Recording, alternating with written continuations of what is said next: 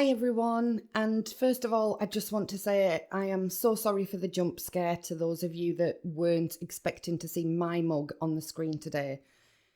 There is a reason for that, and I'm just going to jump straight in before that certain breed of YouTube troll emerges.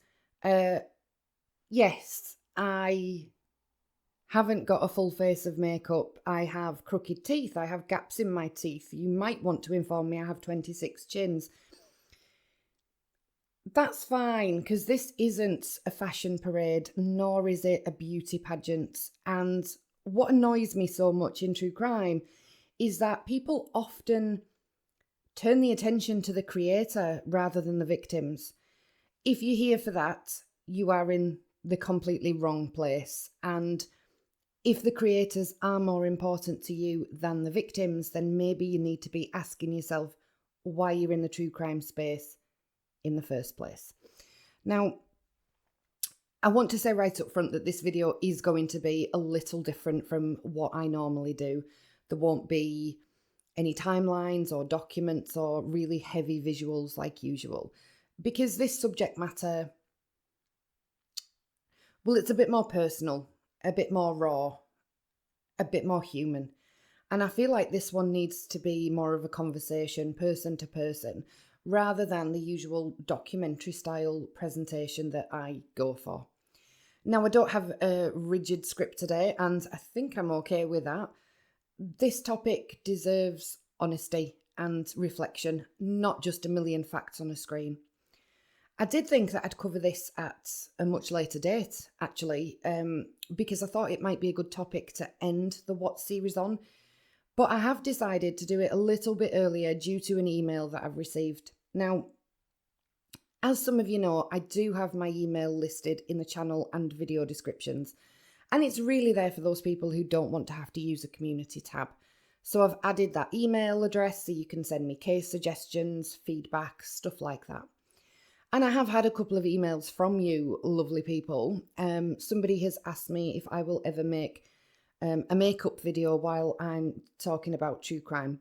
No, I know that other channels do that, and I'm pleased it's working out for them. For me, I'm not comfortable with that. For one thing, it just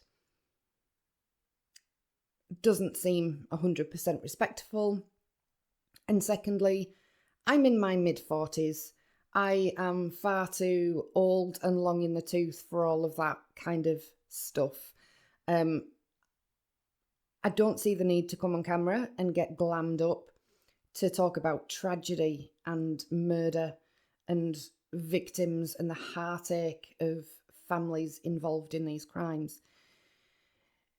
You have to take me as you find me, unfortunately, because this is a kind of raw, authentic YouTube channel. There's no airs and graces. I'm not going to be filtering myself and plastering on tons of makeup to look a certain way to try and attract people. As I said earlier, the content is about the victims. It's not about the creator. Somebody else has asked me if I will cover the Idaho case. And the answer to that one is no, I will probably never cover the Idaho case. And the reason for that is just because the perpetrator wanted notoriety. He wanted to be a Ted Bundy. He wanted to be known and remembered. And personally, I'm just not prepared to give him that attention. It's the victims' names that should be remembered in that case, not his. So I just won't cover it out of respect for the victims and their families. But what I didn't realise was that when I listed my email address, that I'd given the go-ahead for people to send hate mail. And this really links into the fringe communities that have cropped up in the Watts case. So I thought we'd have this discussion now before I consign my newest friend and his manifesto to the trash. So I'm going to pop this email up on the screen. And I don't even know how to describe this. I don't know who Mr. Z is Mr. Z. Z-double-E. Do you? Because I've Googled him and nothing crime related has come up. Certainly nothing pertaining to the Watts case. Now, I'll be honest, at first, I assumed that maybe they meant a reaction channel that people sometimes mention in my comments when they're talking about conspiracy theories around the Watts case. And I need to be very clear on that one too. I know this disappoints a lot of you because you've brought it to me before. Why don't I support this creator? Why don't I subscribe to this creator?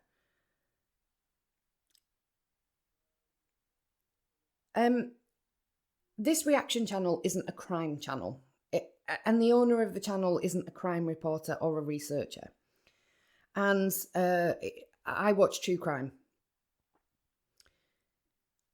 I can't and won't watch this particular channel that you all really want me to, because he was mentioned in a forum some time ago with a video of his where he was actually promoting another content creator who had basically charged people money on their Patreon to look at autopsy photos of a dead child, a murdered child who had been stabbed, beaten and shot for $3 a pop. And this creator had absolutely no rights from the family to do anything even remotely similar to that. So that, for me, was the end of any credibility in the true crime space that this channel might have had. But again, he's not a true crime channel. We're not talking a big channel like Annie Elise or Grizzly True Crime. So, I mean, what he's okay with and how he runs his channel is up to him, but his content isn't for me. So you don't need to come at me for that. I am allowed to not watch a channel I don't agree with. But to be fair, myself and that channel owner could have agreed to disagree like adults on the Nichol Kessinger issue without contempt. In fact, creators with opposing views can actually be of benefit to one another when studying a case properly, because nobody just wants an army of people who think the same way and have no original input, right? So when this email came through, unprovoked, completely out of nowhere, it threw me because it's marginally unhinged, frankly. So I actually even followed and contacted the channel that I've just referenced twice on social media, just to check in case it was one of his supporters, because if it was, I think he really should know the level of disgrace that some people who orbit his content are sinking to. And it's not the first time one or two of this particular channel viewers have come after me negatively because I don't buy into the Nichol Kessinger conspiracies. Now, I've unfollowed that channel because, unfortunately, the mystery hasn't been solved. The channel owner just hasn't responded. So who this mysterious Mr. Z is, I really don't know, because I can't find confirmation of the channel in any true crime space, so your guess is as good as mine. Maybe it's a channel that can't be found via a Google search, maybe it's a made-up cult leader, maybe it's just somebody with too much time and not enough hobbies. But whoever or whatever it is, this email was a journey. And what I do know is this: the email that I've received is actually the perfect example of what happens when conspiracy theorists whip people up into an echo chamber of hate, paranoia, and obsession. And since this video is all about victim blaming Shanann and the girls and people who have opposing views being bullied, this email is absolutely a case study in how it actually begins and how it happens. It's a mixture of lies for clicks, obsession with a closed case, and hate speech masquerading as justice. And I almost feel the need to remind everybody that does go with the Nichol Kessinger conspiracies. Of course, you're entitled to your own opinions, but the Ruzek family, Shanann's loved ones, have publicly said over and over that Nichol Kessinger wasn't involved and that they want this kind of conspiracy theory nonsense to stop. So These people saying poor Shanann, the girls, the Ruzeks have taken so much hate, but pushing these conspiracies that the families actually asked just stop now. I mean, you'd think they'd be listening to a family, because ignoring victims and exploiting them for money isn't justice, it's disgusting. So where do I even start with this masterpiece of broken caps lock, misspellings and utter desperation? Honestly, I feel like I should frame this as modern art because it really is giving me chaotic toddler tantrum meets Facebook conspiracy aunt after 2 bottles of Lambrini. Now, it is on the screen. I am going to read it from the email on my phone, so I'm not going to be looking in your direction, guys. I do apologise. I don't know who or what you even think you are. You clearly don't know anything about this case. Mr. Z knows way more than you ever will, and you know it. He won't give you his information, but he has it all. Real FBI agents and lawyers have gone directly straight to him with secret information about the Watts. They've told him what's really being covered up, and he's dead smart enough not to reveal it all yet. He even knows exactly where Nichol is. He could talk to her tomorrow if he wanted, but you'll never get that close to the truth because you're a stupid English bitch with a stupid accent. Sitting about drinking tea like you're some cool detective. No, it's got to be Yorkshire tea, guys, because I am a little bit of a tea snob. Mr. Z gets death threats every week and sometimes more than that against him and his family because he's too close to exposing everything. That's why he can't give you all everything he knows. You should be jealous because you don't get any threats at all. That proves nobody takes you seriously. You're not close to exposing anything, you retard. And don't you dare deny the truck. I saw that video. Who do you think you are? Mr. Z has the license plate. Actual proof. He ran the plates himself. He did, not who you think did. He found it was Nichol's license plate. You tried to claim it wasn't Nichol's, but you can't argue with evidence like that. Maybe you can because you're stupid. He's already solved what you'll never understand. I saw your comment saying Nichol didn't drug Chris, and she did. You're a lying ass bitch, trying to unprove everything he says when he has a proper crime channel on Watts and shows all videos of the proof. You're a pretender and scum. The Queen should be embarrassed to have you. Your channel is pathetic. Everyone who subscribed to you is a complete moron, an idiot who can't see the truth. They're wasting their time watching you when they could be learning from the only person in the world who actually knows what's happened, Mr. Z. You even defended Cindy Watts once. I saw your comment. Don't dare say you didn't make it. That makes you a total skank ratchet bitch. She doesn't deserve your sympathy. She deserves nothing. And anyone who sides with her is just as bad. Mr. Z says he hates her for what she said about Shanann. And there's you defending a woman who raised her son to be a psycho murderer. You're sick. You'll never be anything compared to Mr. Z. He's the only Chris Watts channel worth watching. Everyone else is just a wannabe loser. He's been looking into this case for nearly 2 years, and his whole channel is Watts' story. That's the murder he works on and shows all video proof. What about you, Knut? He's smarter, braver, and better connected than you'll ever be. He's the reason people know the truth. You're just a wannabe who's jealous of everyone's success because you can't even speak. No magic involved? Scum. He has proof. You're the voodoo target now.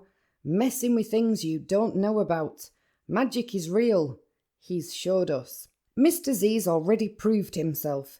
He's got the FBI, lawyers, and even Nichol's location in his pocket. He knows the truth about her. Meanwhile, you're just sitting there pretending to research, watching the Queen, and drinking tea from your stupid London flat. Pathetic. And you think I don't know who you really are. I know. You're not Nichol, but you're that £450 spotted-faced moron that had to make videos because you can't leave your London flat for being such a fat bitch. Everyone knows it's you. Your subs are sheep. They should be ashamed of themselves for following someone like you who contributes nothing. They should be following the only man who can really solve this case. Not you. They should all know Nichol is guilty and that there's evidence sitting with him to prove it. You don't deserve any subs. You don't deserve nothing. Double negatives are a crime in themselves, by the way. What you've actually said is, I do deserve something, and so I will take that unintended compliment. Thank you so much. Stupid English bitch that doesn't even know what America is. All your subs need to follow Mr. Z and not you. They can hate Cindy there, and they can hate Nichol there, and it's okay to do it there. Imagine advertising your favourite YouTube channel as a place people can go to hate on women. Not like your stupid ass channel that just shouts rubbish. You can't even string a sentence together because you're not educated and have never been to school. You should take your channel down, you Chris-loving Cindy f***ing bitch. If you don't, Mr. Z and me and the rest of his supporters will. English asshat, pan face, sucking, queen ripping, fat horse skank f***ing bitch. Oh yeah, Mr. Z and all his supporters say f*** off. The Queen doesn't even want you. Praise the USA. Praise freedom of peach. Do you know what? I'll actually allow that one. Praise freedom of fruit. Although I don't think that's actually the hill that America wants to die on. Praise Mr. Z and the truth. There we have it. Fan mail from a supporter of somebody on YouTube that I can't find. So if you can track this person down, this channel down, please do let me know, because I would love, absolutely love, to have a direct conversation with them about what exactly they are contributing in this mess of a case. I mean, this is incredible. It's just incredible how confidently somebody can type paragraph after paragraph, completely convinced that their hot take is gospel, when really it's just a messy mix of assumptions, ego, and honestly just a lot of nothing. Reading it, I kind of felt like I was watching someone enthusiastically waving a flag for a team that doesn't even play the game. And this is a kind of problem with a lot of these channels and the fan base. They create this illusion of insight and investigation, but the closer you look, the cracks really start showing. Running plates, that's illegal. So either this person didn't, or they did. And either way, they look worse. Claiming to have inside intel but not going to the police, that's actually obstruction of justice. So that person knows this, right? And obstruction of justice is something that a lot of people like to pin on Nichol Kessinger literally every 5 seconds. Well, maybe we need to track down this YouTube channel and have a look here, because this is somebody claiming to have got evidence and secret intel, and they are obstructing justice. I mean, let's be clear, right? There'll never be a case opened about Nichol Kessinger. Why? Because there's no legal evidence. There's only speculation from armchair detectives. She was legally listed as a victim in the Chris Watts case, and yet some channels act like they can totally rewrite reality. And meanwhile, they hide behind freedom of speech as an excuse. But your freedom of speech doesn't cover harassment or victim blaming. And this is exactly what this channel clearly amounts to. Yet here we are. We're dissecting fan emails from a fan of Mr. Z, who clearly orchestrates lies and drama for clicks, causing chaos while pretending it's investigation. This man should be absolutely ashamed of himself. And let's not forget, again, the Rusecs themselves have asked for this to stop. So continuing to push conspiracy nonsense and exploit tragedy for monetization, it's not only disrespectful, it's downright cruel. And all of this imaginary justice these people are fighting for, it's just a facade. It's a way to keep the clicks rolling in while actually ignoring the real people affected who are asking for it plainly to stop. And honestly, it's exhausting and ridiculous, but it is also kind of hilarious. Because at the end of the day, if your whole argument boils down to parroting a channel that's more about theatrics than facts, well, what do you really have? Exactly. Nothing. Just a very confident nothing. And by the way, the Queen's dead.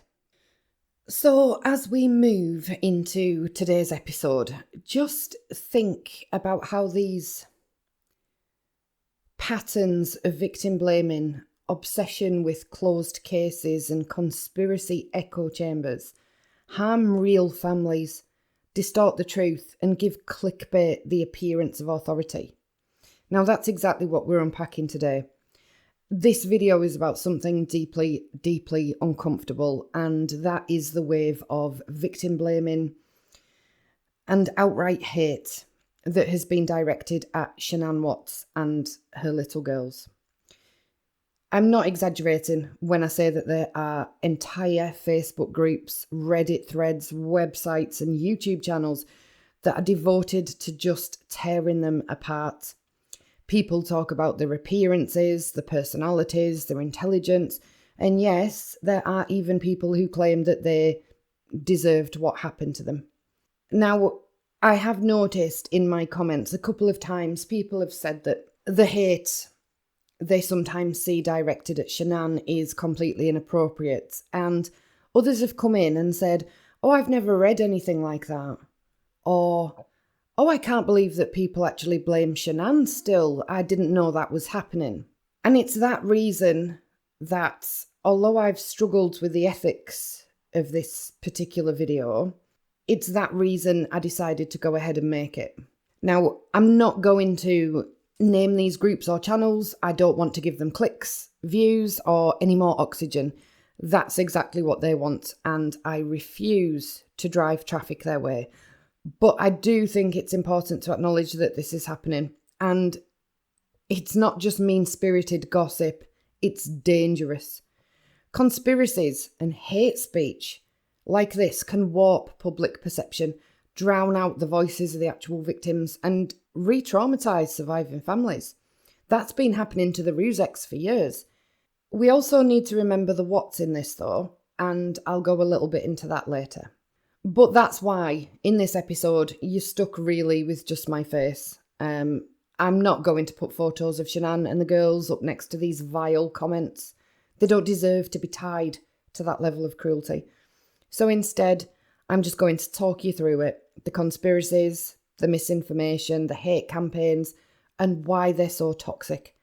This really hasn't been easy to put together. But I do think it's important if we really care about justice. We need to be aware of how this kind of online behaviour works and exactly why it's so damaging. So I've got a couple of threads, which I've just got tabbed up on my phone here, and we're going to take a look at some of the internet's finest contributions to humanity. Now, as you'll all know, I'm not sharing these to give them a platform. I'm sharing them so we can see just how ridiculous, cruel and downright dangerous this stuff really is. This is about holding a mirror up to the hate so we can call it what it is. Subhuman behaviour masquerading as justice. Dehumanising garbage dressed up as research. And together, as a community, we can take steps to stop it. Again, I'm not going to be looking at the camera. I'm just going to read directly from this thread. So the first comment that I have picked out is, "Cece looked nothing like Chris Watts or Bella. She looked like a literal carbon copy of Chris Miller. She looked like what Chris Miller would look like if he were put in a shrinking machine. So that alone is a big indicator of the possibility that Chris Miller was her biological father. The fact that Chris Miller was a friend Shanann had known for many years, and who was someone she seemed very attracted to, makes it even more likely." But another big piece of evidence, is the difference in how Shanann treated her two daughters. She greatly favoured Cece over Bella. They weren't treated equally at all. Her adoration and favouritism of Cece and apparent dislike and disdain for Bella was blatant. And then you look at how she treated the two men at issue here. She acted like she loathed Chris Watts and disrespected him constantly and didn't seem the least bit attracted to him. On the other hand, she lit up around Chris Miller. You can tell just by looking at photos of the two how fond of him she was. Bella was unquestionably fathered by Chris Watts. She looked exactly like him. The man she despised. And if Cece had been fathered by Chris Miller, the man she was obviously attracted to, it would help explain Shanann's drastically different feelings towards the two girls. There's evidence, again, we've got evidence, that the unborn baby Nico was possibly fathered by Chris Miller in the form of a text to a friend, where Shanann says something about how she ended up pregnant because she had worn her leopard print dress on the night of conception. Shanann wore the leopard print dress while on one of the Thrive conventions when she was with Chris Miller, and Chris Watts wasn't around. And the date lines up for being the date of Nico's conception. So if she had been willing to cheat on Chris Watts with Chris Miller at that point, it seems to add weight to the possibility that she might have had sex with him at some point earlier too. But again, looking at Cece and Chris Miller, it seems highly unlikely to me that he wasn't her father. She looked so much like him. Comments below, please. What exactly do we think about that particular post? Somebody here says, things didn't have to end up this way. Shanann should have told Chris, I'm going to stay in North Carolina and figure all this out while you put our tacky two-big house for sale. The marriage was over before she even left for North Carolina. She just didn't want to admit another failure. Chris and the kids were just accessories to a life she pictured in her head, a fantasy turned into a nightmare, and deserved. What's deserved? Being murdered. Because Shanann wasn't the one to tell Chris that the relationship was over. Somebody's put here, Shanann has got some nerve calling someone ugly. And this absolutely amazing member of our society writes, truly, she looked like the spawn of Ronald McDonald and the Joker. ETA, boo-hoo, shiners. Your girl was an ugly piece of shit, inside and out. Cece was loud, aggressive, demanding and obnoxious, just like Mommy. Bella Watts knew to get the attention and praise lavished on her sister, and she had to adjust her behaviour accordingly. And somebody's responded to that. Say what you will about Shanann Watts. It's true. But referring to a literal toddler in that manner is disgusting. And the original poster has written, whatever, get bent, so sick of this shit. Fuck the shiners, just block them. A simple observation gleaned from Shanann Watts' videos isn't victim bashing. Shiners just can't understand discussing the case objectively because they are fucking morons and critical thinking is lost on them. I believe Shanann Watts was sadistic in that she enjoyed watching pain of her own making, choosing haircuts as punishment, especially to a child who wanted long hair so badly, is sadistic. Neglect in favour of a phone and making children perform and saying hi, hi, hi over and over is sadistic.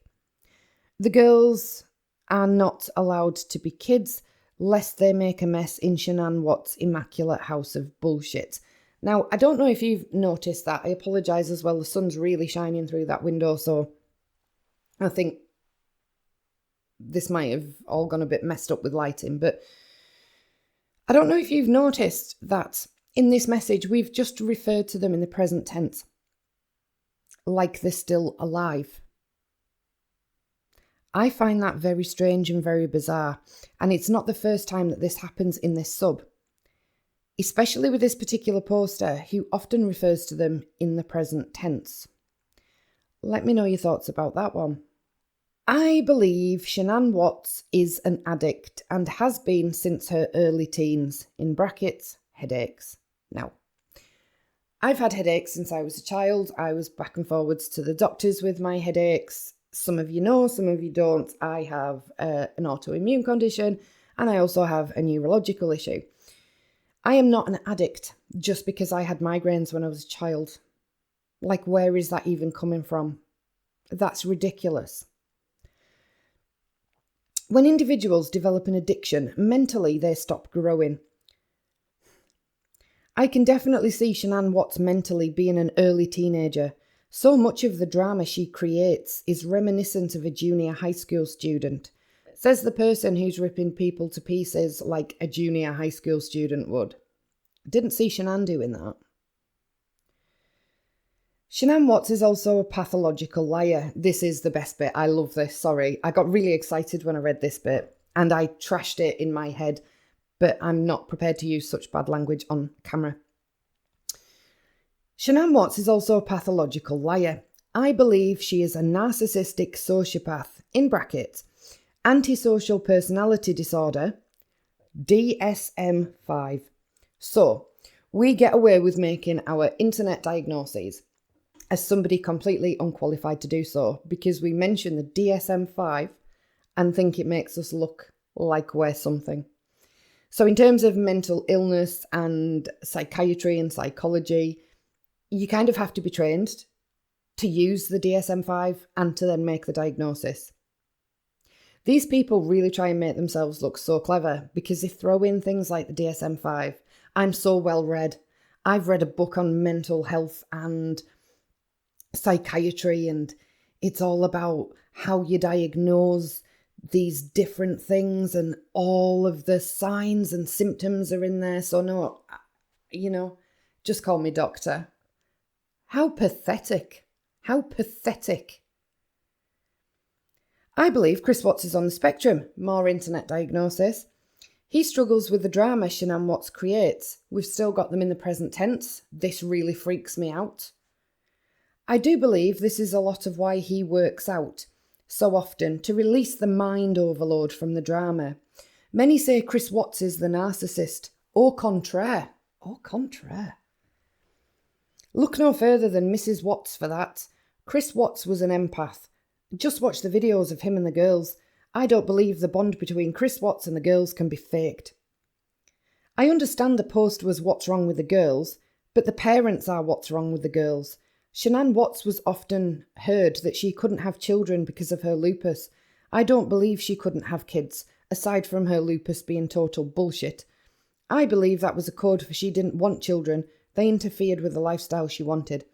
So, as mentioned in a previous video where we kind of went into the autopsy and we dissected why lupus may or may not show up at autopsy, especially in the case of a murder, I pointed out that I have a friend with lupus and my sister has lupus. My sister's older than me and she has 3 children and she didn't have any issues conceiving, but she most definitely has lupus. Thoughts on this comment, please?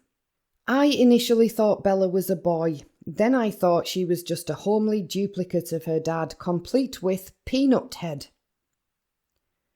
The awful drab polyester clothes mommy chose didn't help.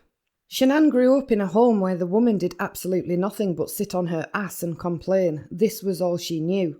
And Frank looks like he has vodka for breakfast. Right, so the actual fact is, as most of us that actually do pay attention to facts know, is that Sandy was a hairstylist. She was working in a salon, and when Shanann was growing up, Frank Sr. did have some issues with alcohol, and sometimes wasn't the most reliable when it came to holding down employment. So it was Sandy at points in Shanann's life that was literally going out and being the one to provide for that family through her job. So we're into the bashing of the Rusex now as well. And you will see as we go along that nobody is free from this, really. Everybody and anybody will get attacked if it goes against these people's very strange thought processes. Shanann Watts was so tacky, and I'd argue that neither child was pretty. Shanann reminded me of someone that doesn't like to be alone at all because it would scare her. You know, those weird people who leave the TV on all day just to have background noise. She didn't enjoy solitude whatsoever. She couldn't be alone with her thoughts.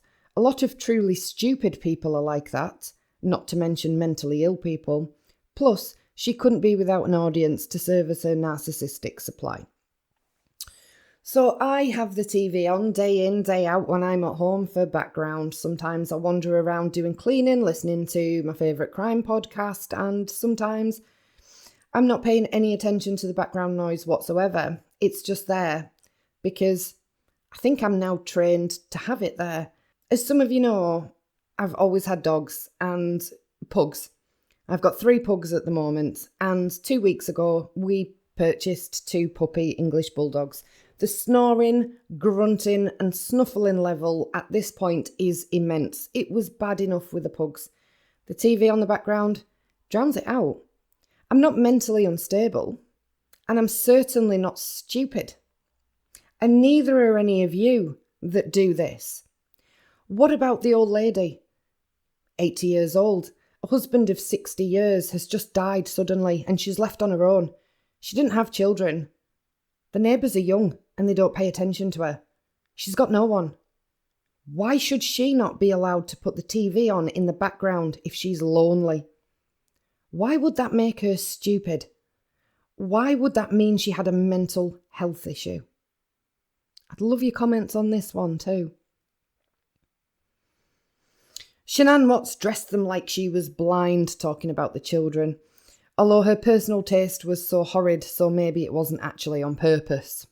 Shanann was definitely a monster in her own right, and I left the Shiner groups as fast as I joined them. I couldn't believe how delusional they are over this dead woman. Say the people who've set up subreddits and Facebook groups and YouTube channels dedicated to bashing them to absolute pieces and talking about them in the present tense like they're actually still alive and still with us. Delusional is right. Since when does being deceased erase your evil deeds? Ted Bundy is dead. I suppose he must be their ideal man by now. Keep adding your thoughts in the comments as we're going through. You can comment more than once. In fact, it will really help get the message of this video out there if you do. And I really want to know all of your thoughts on this, so please keep commenting. Shanann was overindulged and sheltered, spoiled, selfish, cruel, without warmth or empathy. The list goes on. She was below average intelligence, which has a genetic component. Good grief almighty! How low class can a person get? Shanann was a good time girl, hooking up with her seedy boss and being used as a yacht-type girl at car events. She thought she was hot shit, cruising around in an Escalade, carrying briefcases full of cash. She was pathetic. She was not iconic, a role model, or remotely successful. She was not a strong feminist. She was not tough. She was trailer. She was Jerry Springer material. You don't command respect by raising your voice or throwing things at people. Real leaders and good people know that you earn it. She was a ducking bully to everyone near her, even strangers. She bullied her way through life, and sorry, not sorry, look where it got her. Comments, please. The sad part is, I think this bitch knew deep, deep down that she was nothing. She was not intelligent. She was maybe only at very best and in her short-lived prime moderately attractive. She had no class and taste, and because of her lack of education and a useful skill set, wasn't able to hold down a respectable job or anything more than a minimum wage job. Well done, you've just insulted probably 70% of the UK in that. How up their own some people that are involved in this case actually are just beggars belief to me. But instead of working on herself, instead of trying to be a decent person, good to her friends and family and co-workers and casual acquaintances she encountered, instead of trying to be an attentive, loving mother and wife, instead of trying to become educated or learn something useful that would have translated into a job she could have used to help improve her family's life, she chose an image she wanted to project that wasn't real, and chose literally to die on that hill. Oh my god, she was such a drama queen. I seriously doubt that Cece was allergic to anything. Shanann just wanted to cause a scene. She was exhausting. And someone's replied, she dug her own grave, so to speak. Somebody's replied to that, she's fucking exhausting. And someone else says, and fucking insane. And then someone else chimes in, which is why it's so puzzling that she even had fake friends. Who could legit put up with this from someone on the daily? You don't keep a man away from his family, call his mother a bitch and constantly tell him he has no balls and expect a good outcome. Somebody's put, not a single adult person would treat people the way she did. I think that person needs to get out in the real world and actually maybe get off Watts Island and have a look at some other cases out there, because she's missing out on a lot. So after everything has already taken place, imagine knowing at some point you have to tell this crazy, wrathful, unhinged woman that you are done with her, you found someone else, and you want to leave. Impossible. Yes, evil is what Shanann was, but she was also totally psycho. Her words and actions during and after Nutgate were absolutely ridiculous. This was a woman out of control and hell-bent on destruction. No one will ever convince me that she was not the one who hurt the girls. Think about it. If she went this nuts over a cup of vanilla ice cream, imagine her response to Chris Watts leaving her for another woman. Now, one of them has posted here a picture of Shanann sitting on the sofa with the girls, and somebody has put, those pictures are diabolical. Someone else has put, those pants look hideous too. The shoes are worse though. I can't stand the sight of her. Somebody's chimed in, I can't stand the sight of her either. Especially those fat fingers with the attached claws, and they're double jointed. To any of my viewers out there that are double jointed, seriously, you need to start taking precautions right now, because as you're double jointed, you're clearly at massive risk of murder. Somebody said she's got Polish sausage fingers. That weird body shape. Yes, I guess her clothing and attire were just tacky. Also, that hairstyle was simply god-awful in my opinion. She didn't have a weird body shape, she just had a mom bod. If she'd actually dressed for her body type, she maybe could have looked good, but those jeans with those shoes, a total mess. And that shirt, straight up tacky. A mom bod? What is that? Bella looked half-starved, while it's clear that this one never missed a meal and never did a day of exercise. Speaking as the mother of 3 kids, I can say that this is the bod of a naturally big-boned woman who couldn't be bothered to watch her weight. I'd love to see all these people lined up in real life, because I honestly, they have to be some kind of supermodel, right? They've all got amazing bodies, they've all got amazing fashion sense, they're just absolutely downright amazing. And to see them all lined up together, it must be a sight of absolute beauty to behold. But alas, they all seem to be just behind, well, little made-up avatars on Reddit. Do we think that Chris Watts would have committed murder if he had never married Shanann? And somebody's written, in my opinion, I don't think so. As far as we know, Chris was never a troublemaker or violent until the day of the murders. Before Shanann, he had money in the bank, a good job he was happy with, working on cars, excellent credit, a close bond with his family, and he seemed content with his life working on his dream of working for NASCAR or something similar. Shanann was already divorced once, in debt, had screwed her credit up for life, and people around her suspected she'd stolen money from Dirty South to pay for the house she'd built herself. She made it clear she never wanted to move back to her hometown or back to her parents' house ever again. I don't think Chris was a ticking time bomb or a psychopath. I think if he hadn't been with Shanann, he'd never have did what he did. It was all her.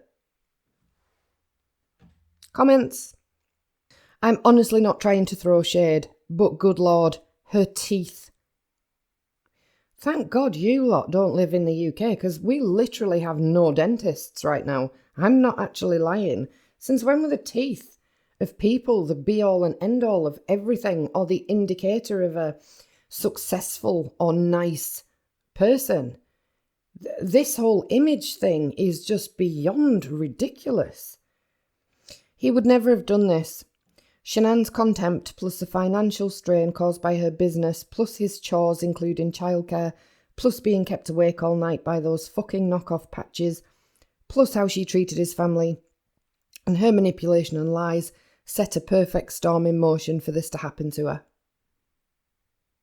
I think Shanann looks like an elf with no lips. I also think she spoke with a forked tongue.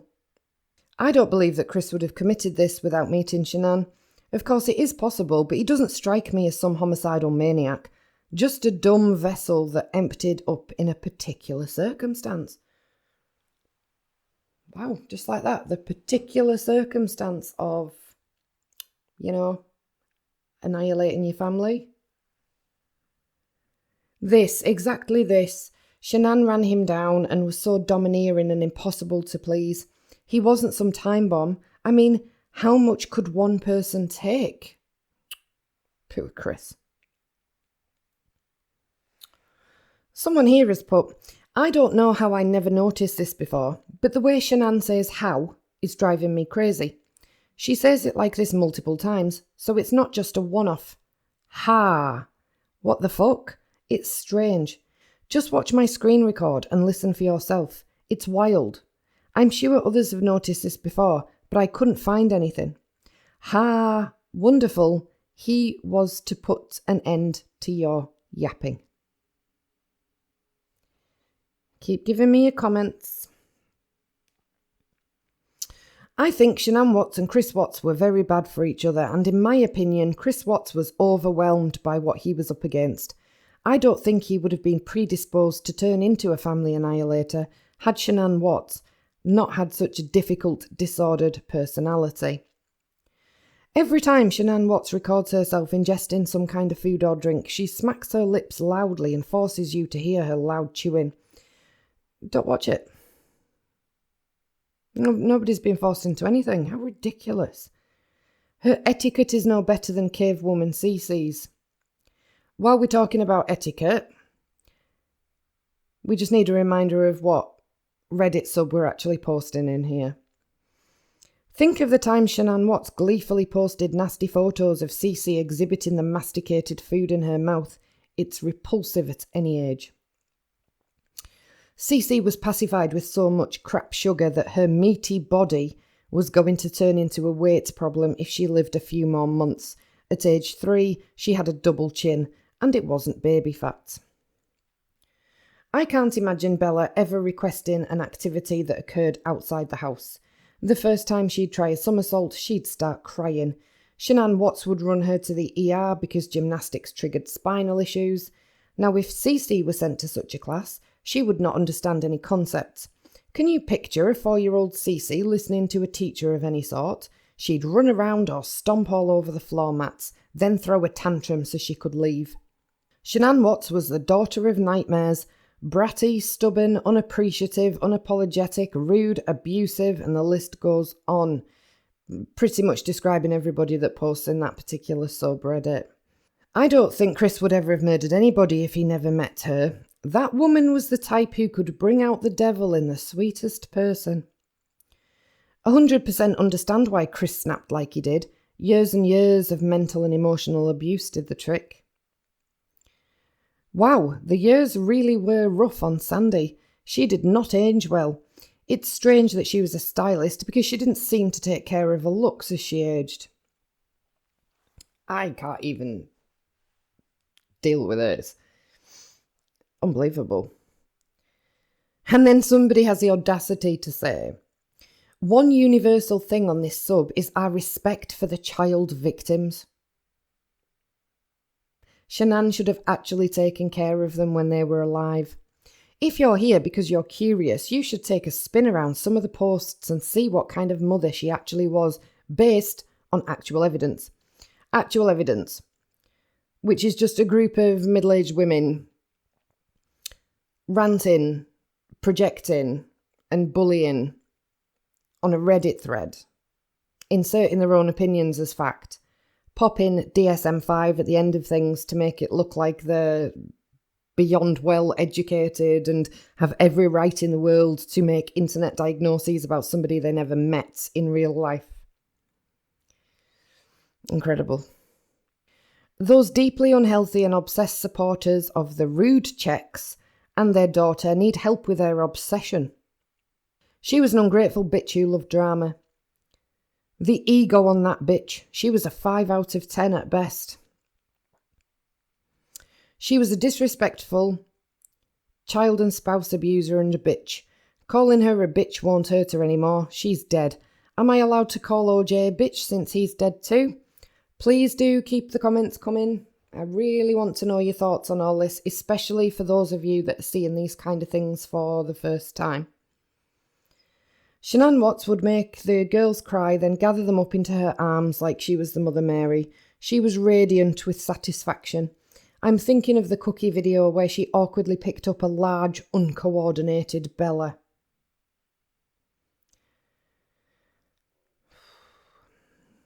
In the photos of Shanann Watts in her late teens, she already looks like a mid-30s housewife, mostly because of the way the extra weight hung on her body.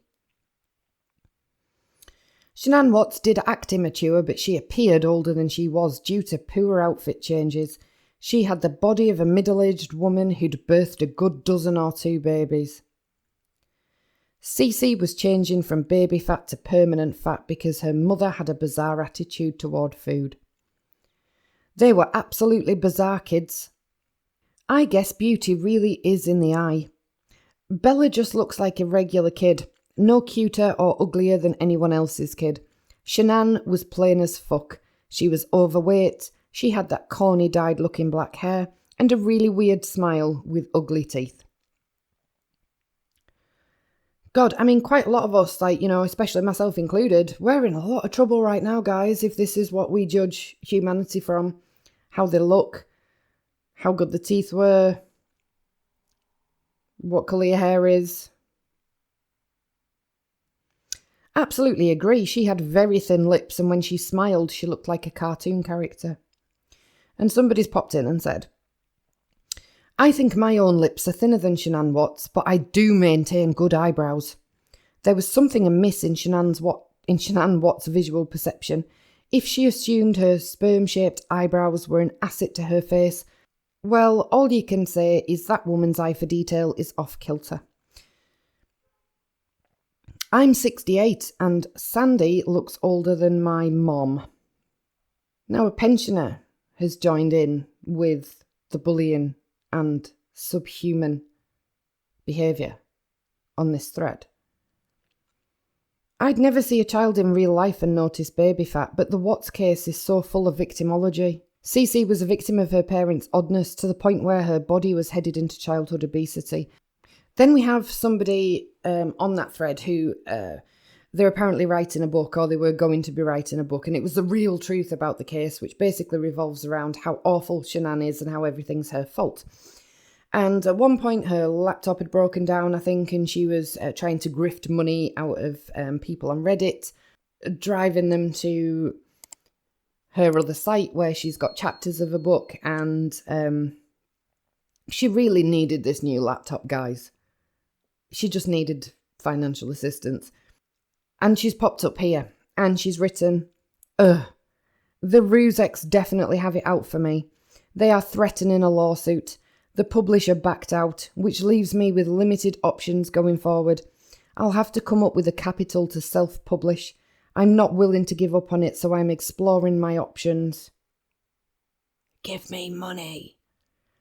If this story could be told without the made-up fairy tale beginning, it could absolutely save someone in the long run.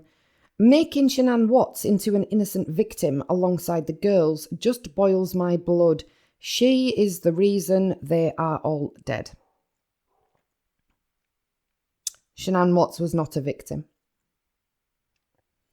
If you look at this situation from a realistic standpoint, Chris had no options open to him. I'm not saying that killing her was the right thing to do, but clearly he had no other options, and that was all Shanann's doing. It would not have been hard for a few years. It would have been impossible. What else could he do? I welcome any suggestions from a realistic standpoint. Comments, please. I think Shanann is the sole reason he snapped. I'll never understand why simply stating that if victim didn't do X, that might not have happened to them, is saying they deserved it or it's their fault. If you leave your house unlocked, it could get robbed. You go out at night in the dark side of town, something could happen to you. Act like a crazy person in your marriage to someone with pent-up anger, and something could happen to you. There is always evil lurking about, and Shanann should have been a much better wife both times, but seemed to be into herself rather than devoted to anyone else. I agree, and I really think this is Shanann Watts' fault. She was the one who made Chris feel this way towards the kids, or rather have a lack of feelings. I feel it is all her doing, with all her shit like baby-wise and the fake health challenges, along with the kids disrespecting him. That made it so easy for him to do what he did. He didn't bond with the kids at all, and she played a big part in that. Chris got hit with major stressors that summer. Oh, poor Chrissy Wissy. Unwanted pregnancy, unwanted marriage, brand new affair, behind on mortgage, HOA lawsuit, the other lawsuit for an ongoing family matter on August the 24th, Nutgate, incessant phone calls to Chris by Shanann Watts and her mother, the indoor cameras spying on Chris in his own house by Shanann Watts, Shanann Watts making Chris FaceTime the girls at 5:30 a.m. on weekends, Shanann Watts weaponising the girls against him, and so on. Shanann Watts was a victim of her own making. Anybody feeling sorry for Chris there? Do let me know. I think it's okay to speak ill of the dead. I've heard of time and again about Adolf Hitler, Jeffrey Dahmer, etc., etc. Shabusive contributed to her own demise. I realised that at the end of her 3 years, Cece was getting unhealthy, disproportionately fat. Her legs were expanding, especially the calves, which usually remain slender. If she'd lived another year, Cece would have resembled Honey Boo Boo. Not fat shaming.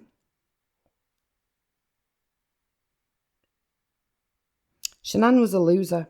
I can't imagine what it was like being married to such a self-centred bitch who thought she was so much better than everyone else. Chris chose what he chose because he couldn't imagine having to deal with her for the rest of his life. She was a shit mom who didn't have her priorities anywhere near being in order. Those babies should never have been allowed to be born to such a horrible mother. She didn't deserve them. You want to blame Chris? Go right ahead. This was a long time coming. He could only take so much from her. He snapped. Sometimes a bitch just doesn't know when to shut her mouth. Maybe if she had been a better mother who actually had an interest in her own children instead of an attention whore, things could have been different. I'm glad those kids aren't suffering anymore. They can be at peace now. Shanann Watts was sick. How much did she really think Chris was going to take? Cece looks like a feral fetal alcohol syndrome looking beast. If you say speaking ill of the dead, I don't prescribe to holding the dead in higher regard. That's how I roll. I think this quality makes me an exceptional human. Yeah, Bella's death is the one that gets to me the most. He absolutely should have spared both his kids, but I can understand taking out Cece. Because she was basically being groomed by Shanann Watts to bully her own father and Bella. The evidence is right there on video.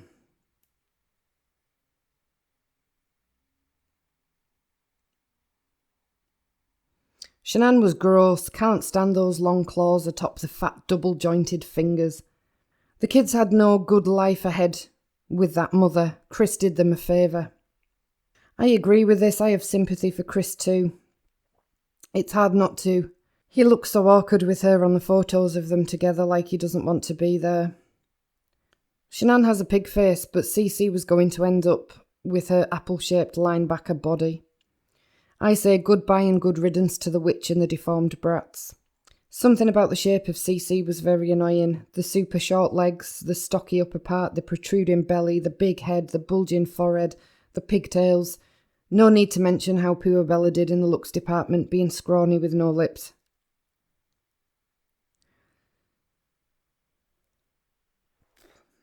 The more I see them, the more I realise why Chris snapped.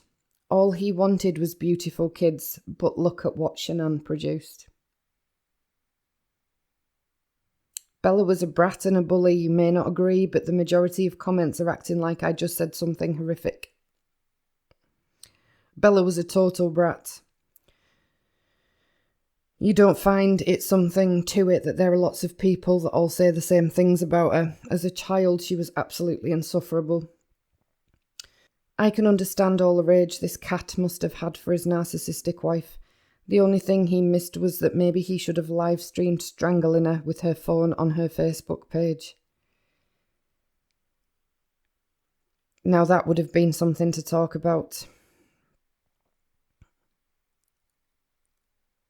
Cece was stupid and disgusting, just like her stupid narc mother. She was not cute. Bella was whiny and insufferable. Both kids suffered in the looks department and, dare I say, looked like Down syndrome midgets. They both had it coming and the world is better off without them. Thank you for protecting freedom of opinion on this sub and for saying it how it is. You're right, Bella was the epitome of evil. Do you know, that's enough now. I'm struggling with them now. I've kind of trolled through these threads and these websites and watched a few YouTube videos, and I just find this absolutely disgusting, disgraceful, despicable, and it's really hard to read that out. And I could put those things on the screen as screenshots as they are. For those of you in the know, you will know exactly the place I'm talking about online that writes this.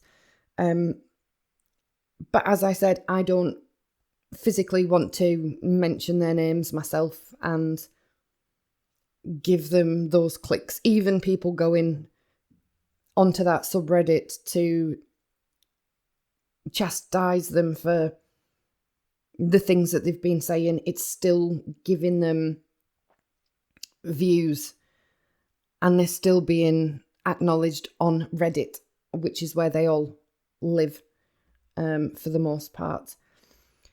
And do you see what I mean? It's vile, it's dehumanizing, and it's got absolutely nothing to do with justice. People like this tell themselves that they're asking questions or exposing the truth, but all they're doing is ripping apart a woman who can't defend herself and children who should never be spoken about this way. I've heard people try and excuse this kind of commentary by throwing around the word victimology. They'll say, oh, we were just looking at Shanann's lifestyle. We were just looking at her choices, her personality. It's all part of victimology. But let's actually define it, shall we? Victimology is a branch of criminology. It's the scientific study of victims, their relationships with offenders, their interactions with the criminal justice system, and the psychological impact of crime. It's about patterns of victimisation and understanding risk factors in order to prevent future crimes. I know this because I do have a background in criminal justice. I was a probation officer. It's not, let me repeat, victimology is not sitting on Facebook, YouTube, or Reddit threads making snide remarks about someone's eyebrows, their teeth, their weight, their accent, their clothing, or whether you thought their personality was too loud or too quiet. That's not victimology. That's pettiness. That's schoolyard bullying dressed up as criminology. And, you know, it really makes me wonder, how have we, as a society, come to this? How is it that when we're faced with the brutal murder of a woman and her children, some people's first instinct isn't empathy or grief or even curiosity about the actual evidence, but to jump into conspiracy theories, to sneer at how she did her makeup, or how she pronounced a word, or what brand of clothes she wore. If this is the level we're judging victims by in the real world, appearance, weight, voice, hair, style, then we've lost the plot entirely. We're not analysing crime. We're not pursuing the truth. We are simply projecting our own insecurities onto someone who can't speak back. And that, more than anything, says more about the accuser than the accused. I know some of you are already typing, but people mocked Chris too. And you're right, they did. People laughed at his shorts, his vacant expression, and his seemingly less than stellar IQ. Fine. But let's not pretend that those cheap jabs were ever used to excuse what he did. Nobody said, well, Chris Watts must have annihilated his family because he wore dad shorts and couldn't string a sentence together.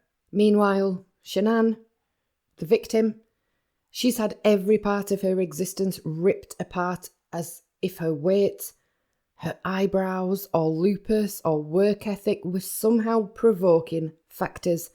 That's the difference.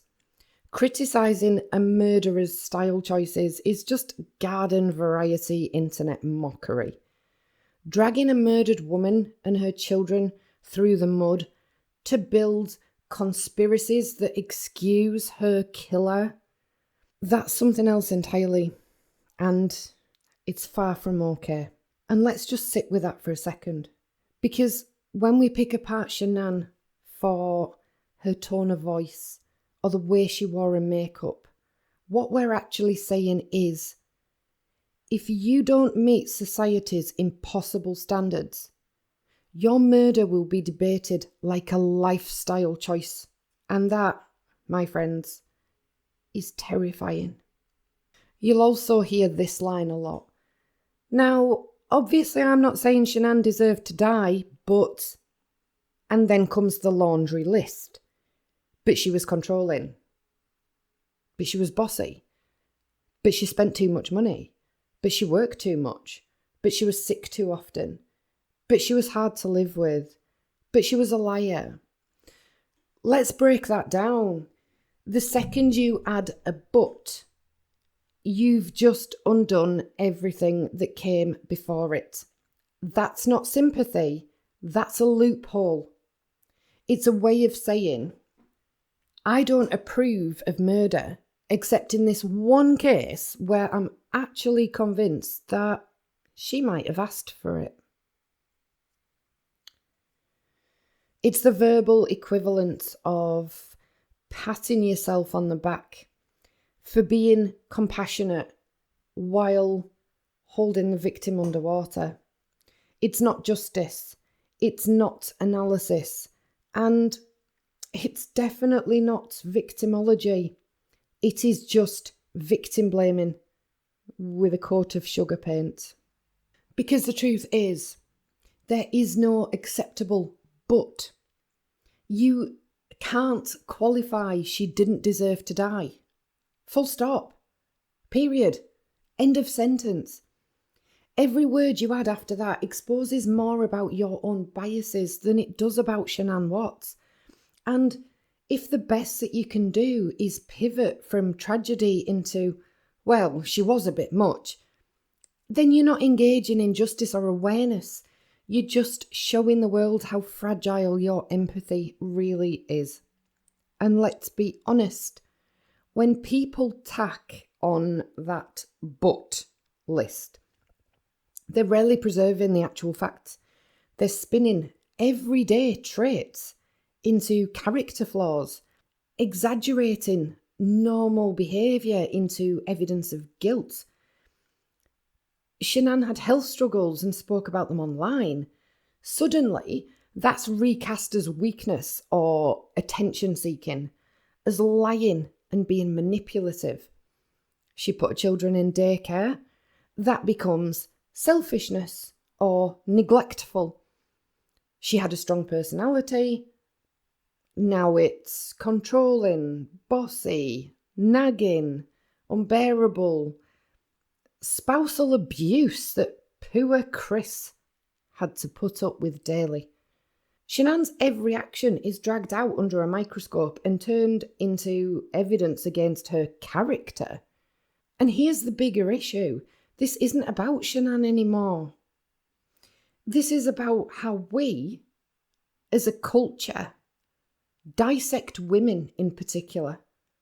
Appearance, weight, clothes, how they talk, how much they spend, whether they seem likeable enough, whether they're popular.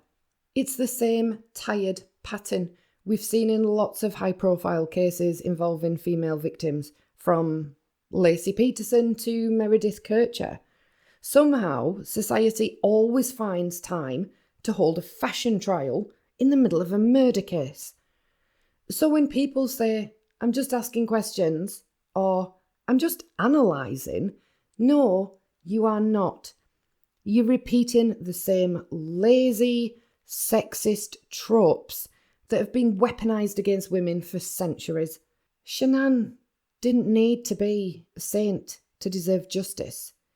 She needed only to be human. And that's the part these people and these conspiracy theorists keep stripping away. Her humanity. Because it makes their story more convenient.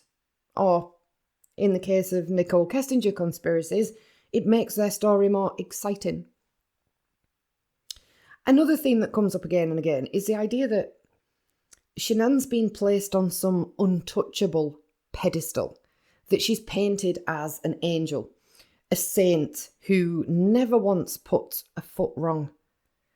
People point to how her family and friends describe her, or how the media reports on her, and they roll their eyes and they say, "Oh, so now we're not allowed to criticise her at all just because she was murdered?" Why you'd feel a need to criticise a deceased individual you didn't even know personally in the first place is beyond me, to be fair. Families of victims always highlight the good. Always. That's not a conspiracy. That's grief. And when someone's life is stolen in such a brutal, unexpected way, you don't stand in front of cameras and list the flaws.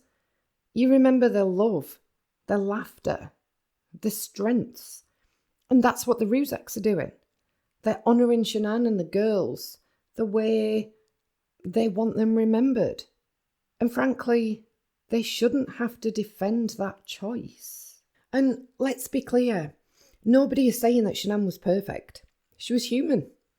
She had arguments, she had bad days, and she had quirks, just like the rest of us.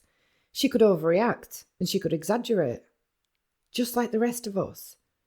But the jump from she wasn't perfect to therefore she's to blame is where the danger lies. That's not analysis.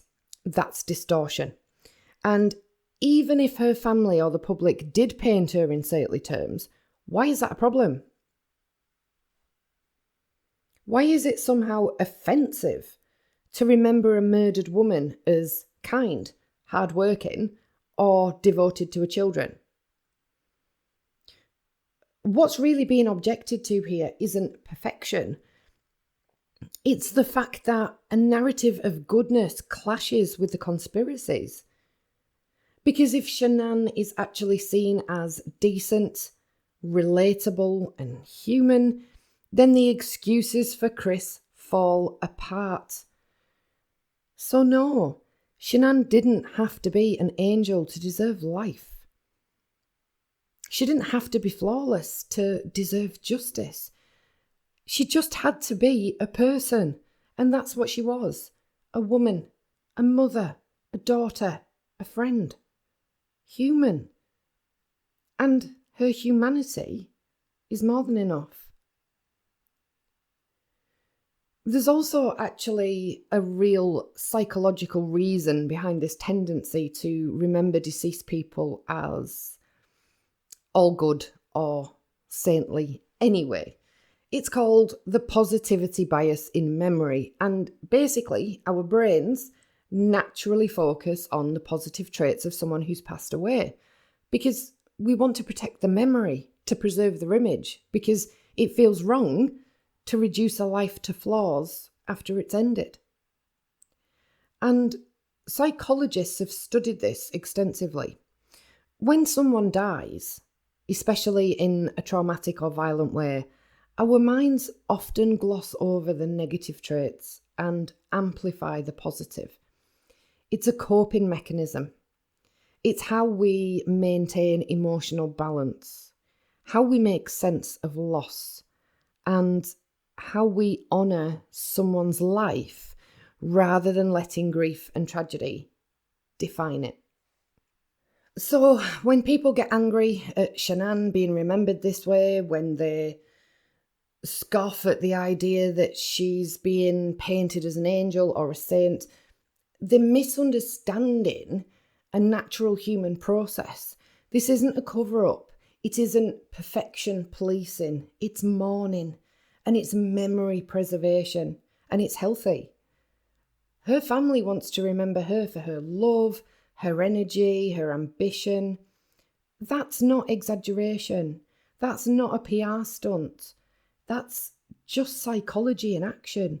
And it's absolutely something that we should respect, especially when the alternative, tearing her down, scrutinising every imperfection, has no real place in justice or real remembrance.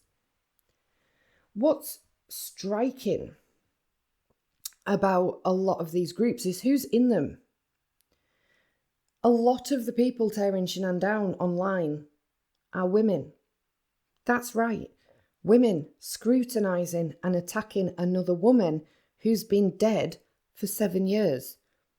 And they will insist over and over and over that they aren't defending Chris Watts. They hate him. They think he should be exactly where he is. They mainly believe that he alone is responsible for his actions, and yet here they are, obsessively criticising Shanann's every choice. Her eyebrows, her social media habits, how often she posted or went live on Facebook. They treat these personal details as if they were somehow catalysts for her murder. They claim moral outrage, but what are they really doing? They're spending hours every single day online bashing a woman who cannot defend herself, a woman who died tragically. This isn't about justice. This isn't about morality. It isn't even about Chris Watts. It's about something deeper, a culture of judgment, a compulsion to tear down other women, and a strange obsession with controlling the narrative of someone else's life, even after death. So I want to ask you what you think. Why do people feel a need to project their own opinions, insecurities, and judgments onto a dead woman? And what does that say about how some women view other women in the world when they're capable of this kind of relentless cruelty? Now let's put this into perspective. The Ruseks, Shanann's family, and professionals like law enforcement and trained victim advocates approach this case very differently. They don't obsess over how Shanann dressed, what her eyebrows looked like, or how often she posted on social media. They focus on facts, context, and the real issues. What happened to her? How the system responded? And what can be learned to prevent future tragedies? These are people who understand that victimology is about insight and protection, not judgment or entertainment. They respect the memory of Shanann and her daughters and recognise the pain that her family has endured. And more importantly, they have made clear that Nichol Kessinger was not involved. Yet online forums and channels continue to push narratives that ignore that fact, spinning theories for the clicks and engagement. And this highlights a crucial difference. Responsible investigation and remembrance aim to preserve dignity, understand the circumstances, and seek justice in a meaningful way.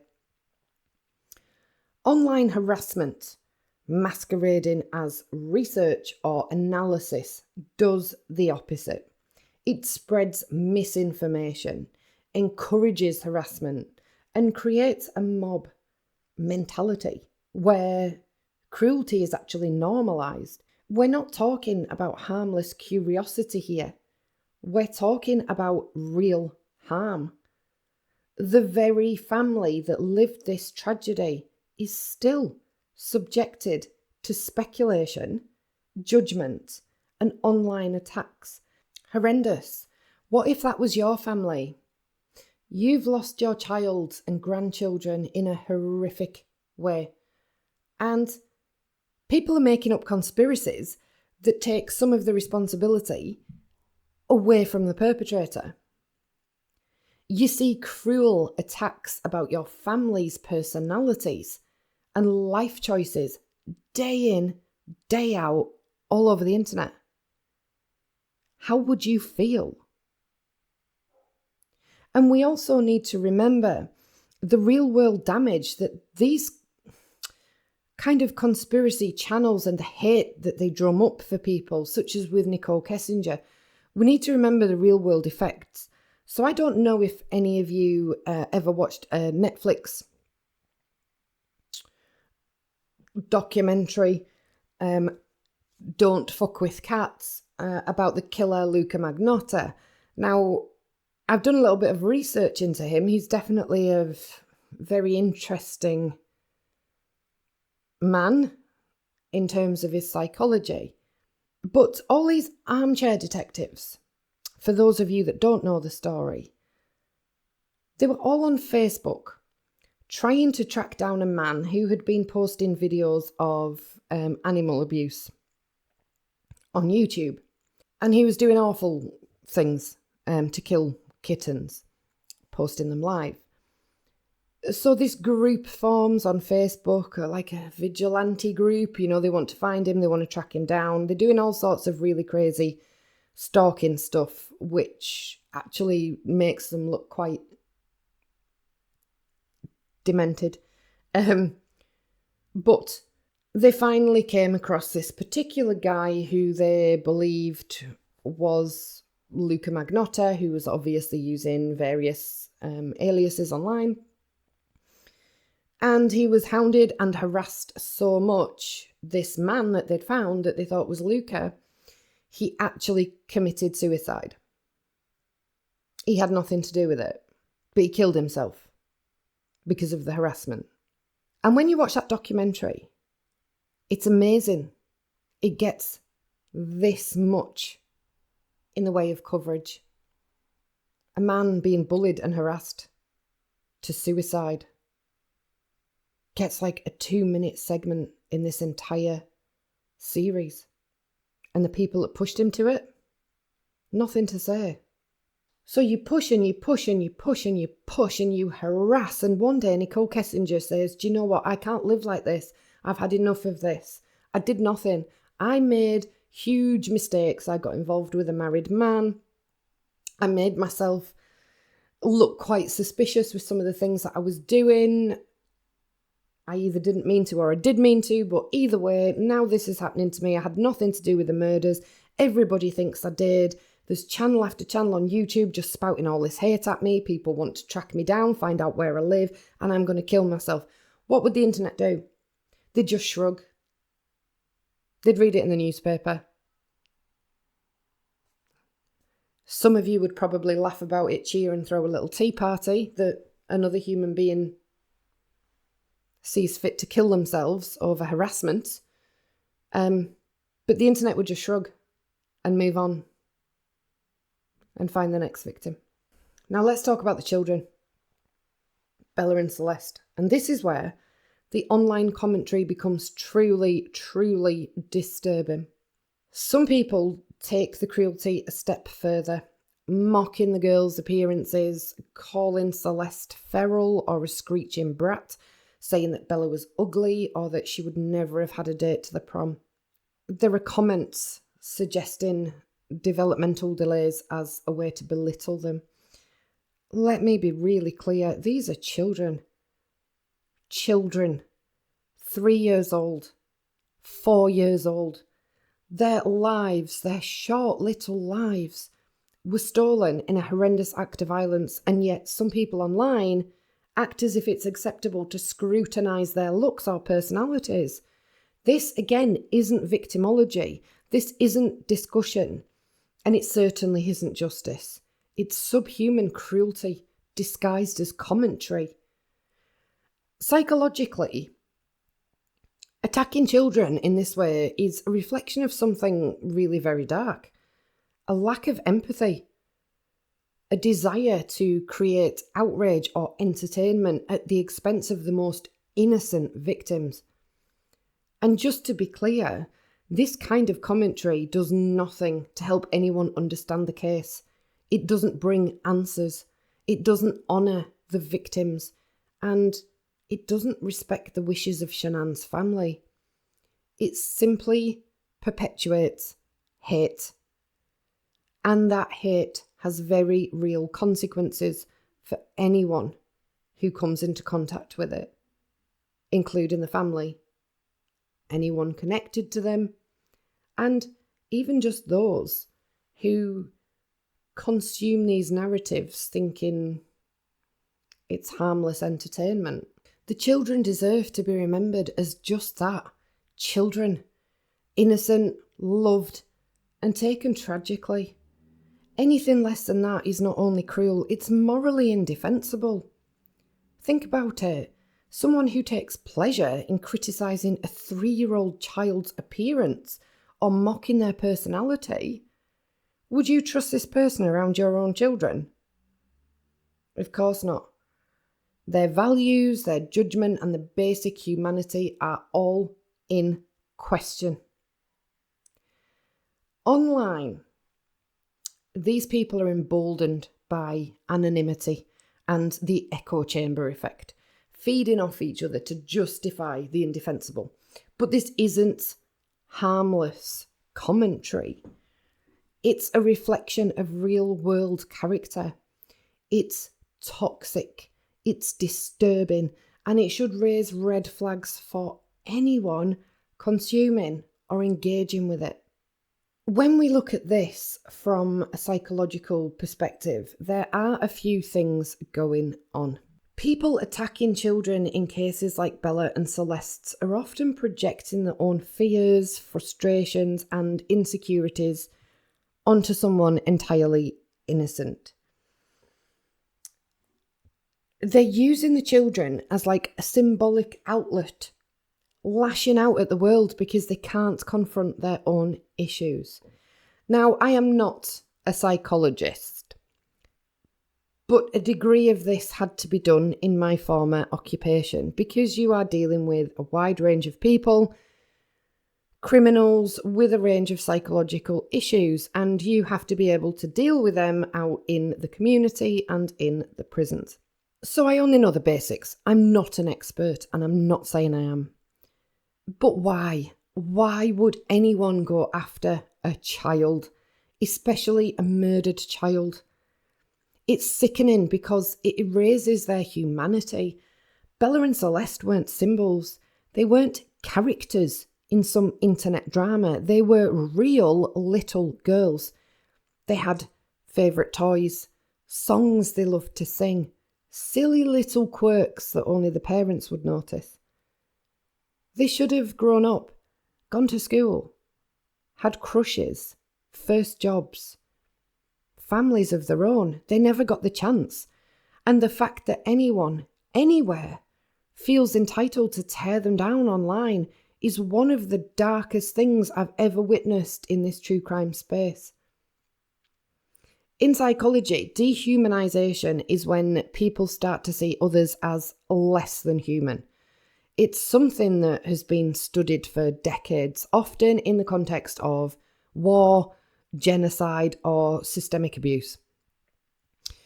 And when you strip someone of their humanity, you also strip away the empathy that you'd normally feel for them. It becomes easier to rationalize cruelty or indifference because in your mind, that person is no longer fully real. On the internet, dehumanization happens at lightning speed. Psychologists sometimes call it the online disinhibition effect. Behind a screen, people feel less accountable, less connected, and they say things that they would never dare to say to somebody's face. They say things sometimes that they wouldn't even dare to record on camera and upload to a public space showing their identity. Add in the anonymity of usernames and echo chambers of like-minded groups, and suddenly even a child can become a target. We do also need to mention the impact on Cindy and Ronnie Watts. And I know some of you won't be happy, but yes, Cindy has said some really harsh things about Shanann in the past, and yes, it was beyond uncalled for. But we have to remember the context. Chris treated them shamefully and intentionally misled them. At first, Cindy didn't even know that Chris had killed the children. She was utterly confused when he took the plea deal because up until the plea hearing, he chose not to have contact with his parents. Nobody was stopping him from speaking to them. That was his decision. And yet, he ghosted them, leading them to believe that he was being railroaded by the legal system. It wasn't until the night before sentencing that they actually did get to speak to him. And that's when he told them that he was pleading guilty to all counts and gave them this vague explanation saying he was doing it for reasons. Even worse, he'd confessed to his father at the police station that Shanann had killed the children, and that's why he acted. Imagine trying to process that as a parent. Your own child is telling you that their spouse is responsible for murdering your grandchildren, while also claiming to have committed a murder and body disposal himself. A son who's never been stopped by the police before for speeding, never mind anything else. Think about the logic. Chris disposed of the children in oil tanks. An act of extreme cruelty. If Shanann had really done it, why would he have gone to such lengths to hide them? And yet, Ronnie and Cindy were working with this information, trying to make sense of it, because that's what they'd been told at the time. And nobody wants to believe that their child is capable of murdering not only just a pregnant spouse, but 2 young, innocent children. The emotional toll, the confusion, the manipulation, it's unimaginable, and it adds another layer to why victim blaming and conspiracy theories are so cruel. People forget there's a real family who lived through this trauma while misinformation and false narratives circulate online. Don't misinterpret my words. I'm not saying Cindy or Ronnie Watts' actions were flawless, far from it. During her victim impact statement, Cindy tells Chris that she forgives him and she loves him and essentially spends time focusing on him rather than the victims. In that moment, she could have been speaking more about Shanann and the girls, sharing their stories and reflecting on the harm done to them. She could easily have communicated her feelings to Chris privately after the courtroom proceedings, rather than using the sentencing as a platform for personal statements. The parents and brother of the victims were sitting there shattered. And hearing a statement like that was definitely a wrong move. One that she most likely regrets. She had also given an interview in which she criticised Shanann's character. And again, this wasn't received well publicly and she faced a lot of backlash for it. But again, it's important to remember the context. At this point, Chris still hadn't admitted to anyone other than the court that he had killed the girls himself. None of that truth had actually come out yet. So Cindy was still operating without full information. She was, in effect, another victim of Chris's manipulation. He could have been honest with his family, allowed them to process what had happened and helped them begin to heal. But instead, he spun his own narrative, leaving them confused, grieving and misdirected. Her behaviour isn't excusable at all, and she clearly wasn't keen on Shanann at times, but Chris treated her with Cindy with such contempt and deceit that she didn't have the chance to act on facts. She was responding to the story that he presented. As a mother, she just went with the information that she had. Now, I'm not going to go too deep into this right now because I am going to do a video exploring Cindy and Ronnie from all sides. But it is critical to note that the hate that they've received online can also be classified as victim blaming. They were allowed to speak at the sentencing as the victims of crime themselves, even if the statements were flawed. They are victims.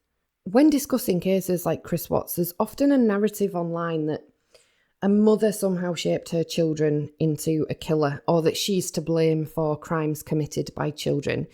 But this is a really dangerous oversimplification.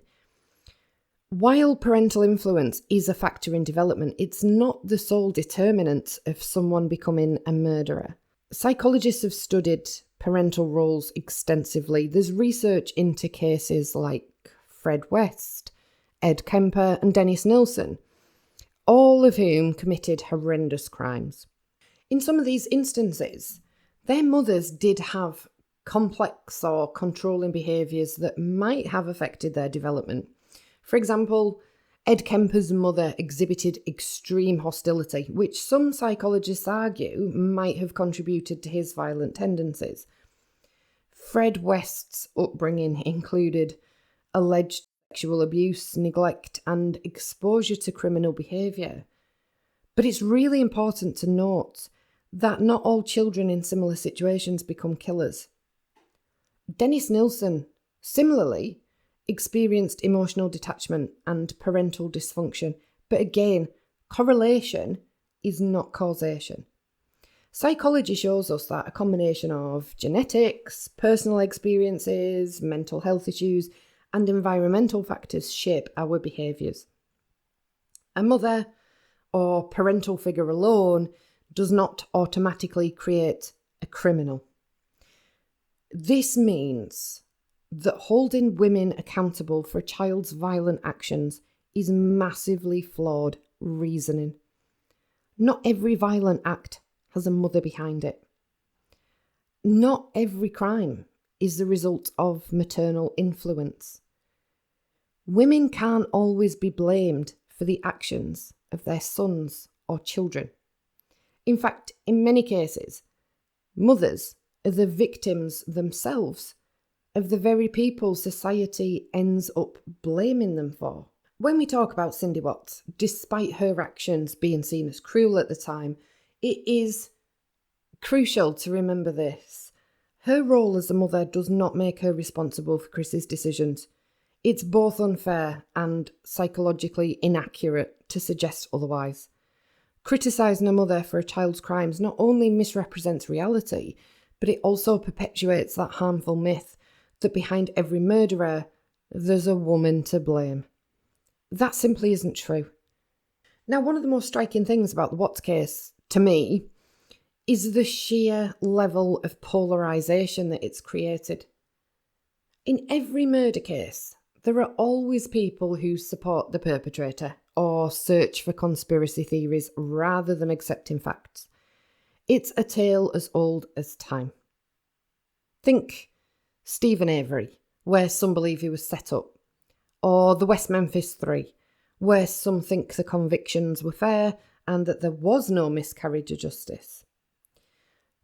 Some people can't even believe a sole perpetrator could act alone, and there always has to be someone else involved that just isn't brought to justice.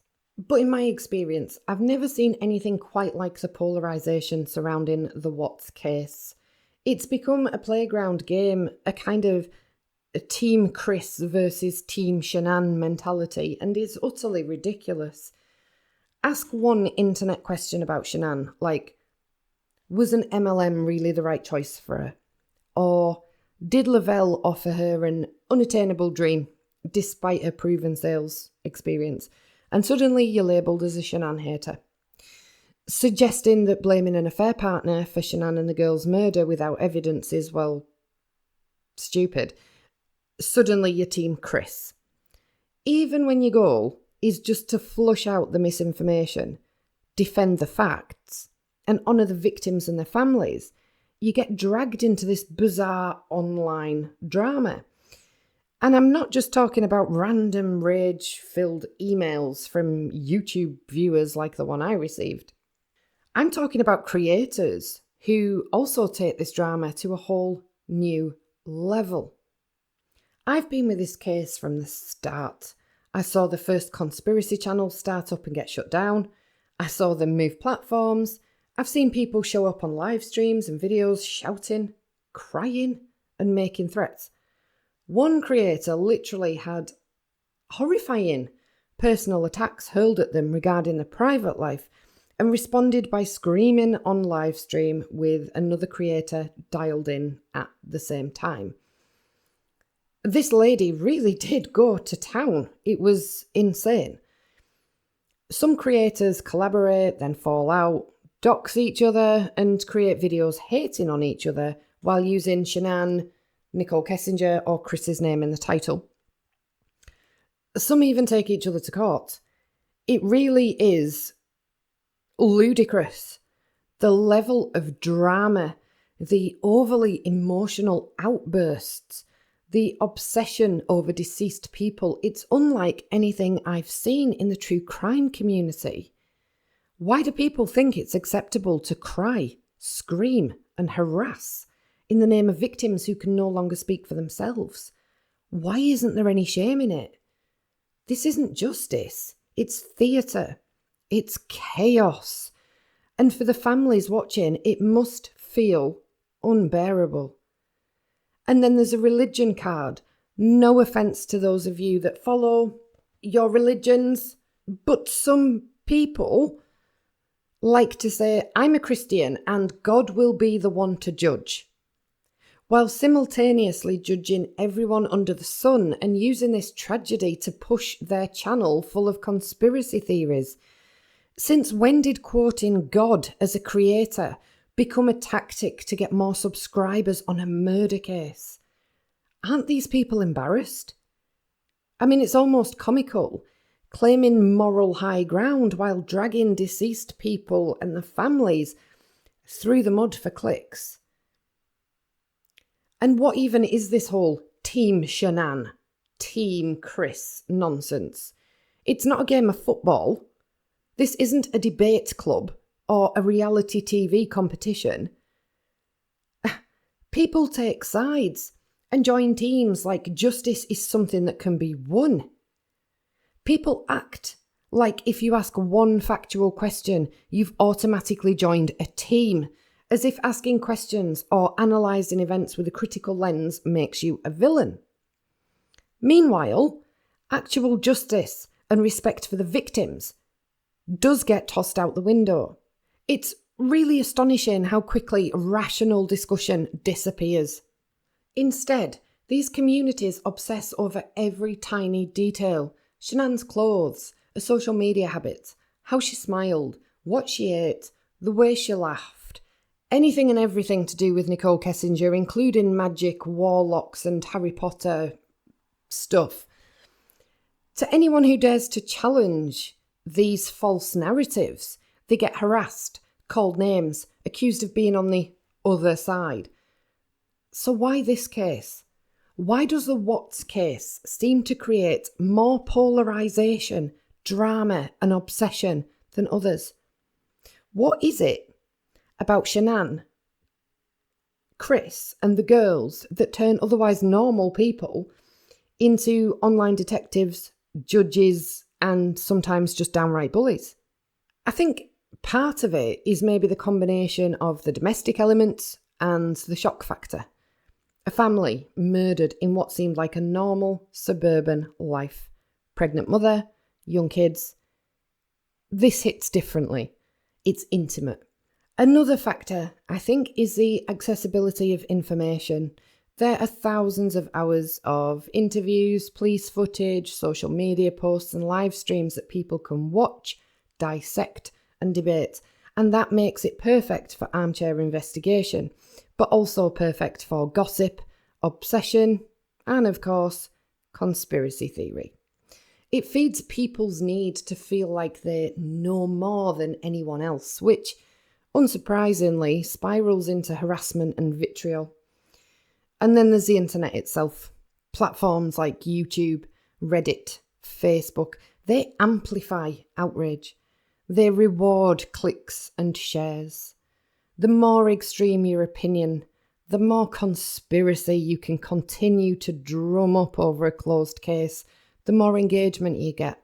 And that's why we see the Team Chris versus Team Shanann nonsense, the conspiracy theories, and the endless commentary on trivial things like what Shanann wore, how she smiled, or how often she posted on social media. In short, it's a perfect storm. A shocking crime, lots of public content, and an online ecosystem that rewards drama over empathy.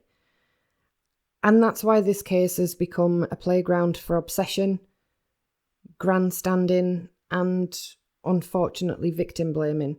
And let's be honest, the Watts case should be fascinating from a criminal analysis point of view. Chris Watts, the perpetrator, a man who admitted to murdering his pregnant wife and 2 young daughters. He's a family annihilator, but not the kind we usually see. Because most family annihilators end their own lives after killing their families. They plan a final act and then they're gone. Chris didn't. He kept living. He went to work. He kept interacting with people as though nothing had happened. And that raises serious questions. Why didn't he end his own life? What exactly was going through his mind? And who was Chris Watts really? How does an otherwise seemingly normal husband, father and colleague become a man capable of such calculated cruelty? I suppose from a psychological perspective, this case is a textbook study in manipulation, deception and compartmentalisation. He covered up the crime, maintained a facade, and even manipulated his own family and co-workers to hide the truth. Understanding him could provide insights into warning signs of domestic homicide, psychopathy, and the behaviour of family annihilators who don't follow the usual pattern. And that's where the real value lies for students of crime, law enforcement, or anyone interested in criminal psychology, not in obsessing over Nichol Kessinger, hairstyles, teeth, or imagined conspiracies. This is a case that could teach us about human behaviours, motives, and the mechanics of domestic murder. But instead, so many people have turned it into a reality TV style morality game. They want to pick sides and judge every trivial detail when the real story is already terrifying enough on its own. So why is all this victim blaming and conspiracy nonsense such a problem? And why do people keep fueling it even 7 years later? Think about it. They claim to be after justice. But can anyone seriously call it justice when they're ignoring the wishes of the victims' families? When they turn themselves into judge, jury and executioner online? It's a pattern of double standards. They talk about being on the right team, being the ones who see the truth. But what does that actually mean? How can you claim to be pursuing justice while you're actively tearing down the very people who were harmed? Shanann, Bella, Celeste, their family. You can't. And yet, here we are. And then there's the sheer cruelty of it. Body shaming a deceased woman and her children. Mocking their appearances, their intelligence, their personalities. How does anyone feel powerful by doing that? How does this help the victims. It doesn't. It only amplifies the trauma. I want to take a moment to talk about something important, and I want to be really clear. I know there are people watching who feel that Nichol Kessinger carries some level of responsibility in this case, and I'm not here to tar everyone with the same brush. A lot of people simply think she's guilty of being the mistress, that she maybe pressured Chris, maybe gave him some kind of ultimatum, maybe she knew about Shanann's pregnancy, and you know what? Those are fair assessments to make. She wasn't innocent in the sense of being entirely separate from this family. She was involved with a married man, and I do not dispute any of that. But what I'm talking about today are the people who go much further. The ones who pushed the theory that Nichol was at the Watts home the morning of the murders, that she helped Chris move the bodies, that she slipped out the back door or drove away with the girls in the truck. These extreme claims, well, they're extreme, and they're simply not supported by evidence, yet they continue to circulate, and people repeat them in the name of justice. And here's where the problem really lies. When you say poor Shanann and the girls, they deserve justice, but then turn around and demand that the case be reopened, or a new case be started, and Nichol be interrogated and locked up for something she didn't do, you're actually stripping responsibility away from the only person who deserves it, Chris Watts. And this is exactly what Chris would have wanted from you. Even from his prison cell, he's still managing to control the narrative. Think about that.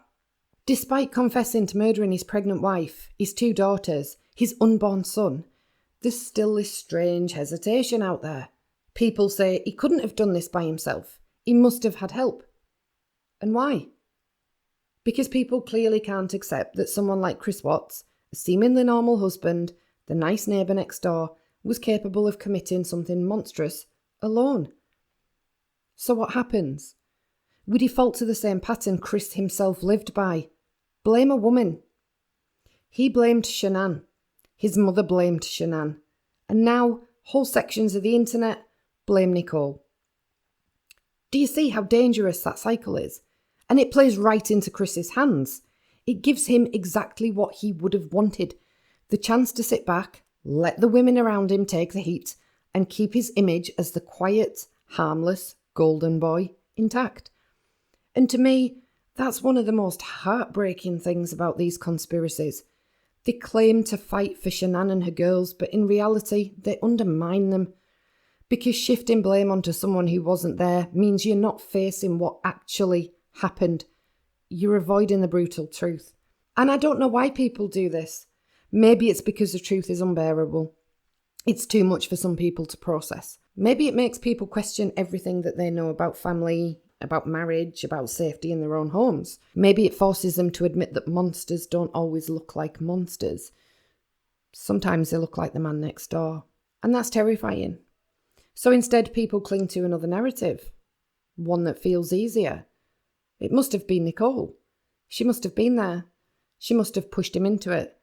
Because if they can pin it on her, then they don't have to face the reality that someone like Chris could also exist in their lives. They don't have to admit that someone like him could be their neighbour, their co-worker, even their son. But here's the thing. Whether they mean to or not, when they push those conspiracies, they're not helping Shanann, Bella, Celeste, or Nico. They're hurting them. They're disrespecting their memory by rewriting what happened, by twisting it into something it wasn't, because the actual truth is too horrific to accept. And I want to be very direct here. If you care about justice for Shanann and the girls, the first step is recognising that justice doesn't come from spinning stories that protect Chris Watts from the full weight of his crimes. It comes from holding him accountable, and only him, for the choices he made. He murdered his family. He did it. Alone. So please understand what's happening when you see these narratives online. They're not justice. They're not the truth. They're echoes of Chris's own manipulations. Echoes of the way he always shifted responsibility away from himself and onto the other women around him. Shanann, his mother, Nichol. and repeating that pattern, even with good intentions, that's the very opposite of justice. I hate having to spell out something that should be so obvious, that bullying, shaming, pushing conspiracy theories in murder cases and blaming victims online is wrong. But this is what it's come down to. The amount of hatred, the conspiracies, the endless commentary on people who can't defend themselves, it's kind of forced me to make this video the way it is. And if you think anything I've said is important, please share this video, because even if only 1 or 2 people take a good look at what they're doing and change their behaviours, then we've still had a small win in the name of real justice. If there's one thing I want you to take away, it's this. Being critical is fine. Being investigative is fine. But tearing down victims, their families, pushing conspiracy theories, it isn't okay. It's cruelty. Pause before you post or comment and ask yourself, am I helping the conversation or am I adding to the harm? Now, I know this has been a tough video and I know I have been lecturing a bit, but it needed to be said. Share your thoughts in the comments. Are you already aware of these groups? How can we stand together to stop the spread of victim blaming? Have you been affected by any of this kind of behaviour personally? Let's make discussions meaningful, not damaging. Every case has more to discuss, and it's up to us to make sure that we do it the right way. Also, for anyone thinking about it because I've rubbed you up the wrong way, please don't send hate to my email in a covert manner, because it won't remain private. If whoever this Mr. Z channel is should ever be watching, please be aware that you have some subscribers that really aren't doing you any favours. If they can send emails like this to me, a micro YouTuber, a nobody, God knows where else they're sending things like this to. And it's a reputation you really don't want. Next week, we're actually taking a look at the Gannon Stauch case. So I'll see you all there, same time, same place. In the meantime, stay curious, stay kind, and take care of yourselves. I've been Fiona, and this has been Case Continued.